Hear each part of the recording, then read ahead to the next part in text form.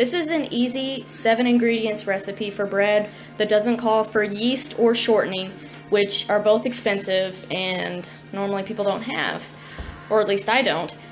And so first I get all the dry ingredients put together. I will tell you what they are so that you don't have to read into it because that's what the video is for. So we use 3 cups of flour. What I did was I put the flour in first and then added the other smaller ingredients on top because flour is the dry ingredient with the most in it. You can use bleached, unbleached, wheat, just don't use self-rising flour. Next we have sugar and baking powder, not baking soda, baking powder. They are different.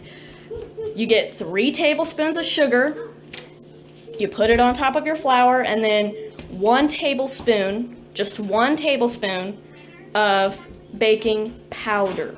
Then we have half a teaspoon of salt. I don't have a teaspoon measurement, but I'm pretty sure it's just basically like a pinch. I just did a little bit of shaking on there. It should be fine. After you measure up all the dry ingredients, you put them into a bowl and mix it up. So after you mix up all the dry stuff, you do the wet stuff. I put the wet stuff in here, same thing as I used for the dry stuff. 1 cup of milk and 1 egg, and then 1/3 cup of vegetable oil.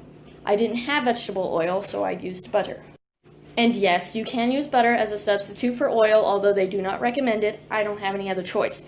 And for 1/3 cup of butter, if you don't have oil, you use 5 tablespoons. Normally the butter has the mark on there for the tablespoons. So next you need to mix all of the liquid ingredients together. So I melted the butter and I'm going to put it in here with the milk and egg and stir it all up real good. Now we are going to pour the liquid into the dry and mix it, but do not overmix it. You just mix it till it's moist. I will show you.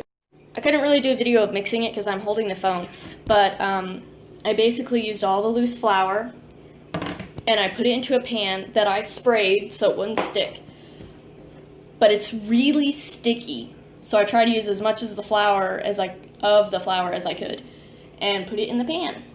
So you preheat the oven to 350, and if your oven's like mine, it'll beep when it is ready to put the bread in. So you're supposed to cook it between 40 and 50 minutes. So I got the bread out of the oven, and it looks like biscuit dough, which is okay. I have 2 minutes left. I put it on 50 minutes. Let's see what the middle looks like.